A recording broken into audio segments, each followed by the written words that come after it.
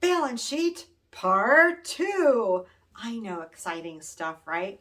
Well, I try to make it be, but I know sometimes it's a little hard to understand. And just in life, how we have to balance our life with work and children and family, we also have to do our balance sheet, actual balance sheet. So in my first video, we talked about the assets and we talked about the liabilities.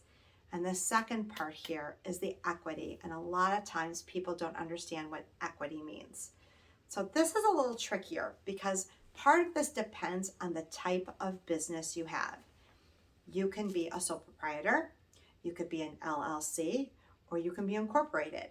And each three of those have wording that's a little bit different on each of your balance sheets. Now, they do the same type of thing, they're just worded a little bit differently. So if I don't have the exact words that I'm saying and you see them on your balance sheet, know that they may be there, they just might be called a little something different.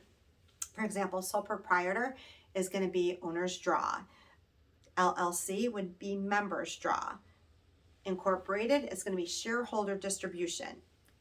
That's the kind of the examples I'm giving you here. So kind of be aware of that. So what is equity? Equity is the money you've put into your business, usually like a capital investment. Another part is that members draw or shareholder distribution, that's in there. Another piece you're going to see is your profit and loss. So whatever profit and loss is on the number on the bottom of your P&L, that also you will see as a line on in the retained earnings section of your balance sheet. Now the piece that usually kind of messes people up is called retained earnings. Now this is like the history of your business. It's a rolling number that keeps rolling year after year. After the first year, you could follow it, but once you get past that first year, it's sometimes really hard to follow. So if you did this example, if you were to take a balance sheet on the last day of the year, you are going to see your P&L number.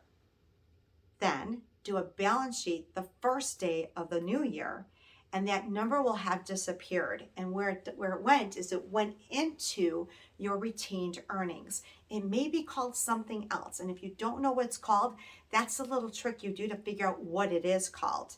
And that number kind of gives you an idea of the health of your business. If for the last 5 years you've been negative, had a negative P&L 3 or 4 of those 5 years, and had a small positive, that number might be negative because that's a negative number continually rolling into each other. And that would say maybe your business is not that healthy and strong. But also know that every transaction you do in your business affects your balance sheet. I'm going to give you 2 quick examples.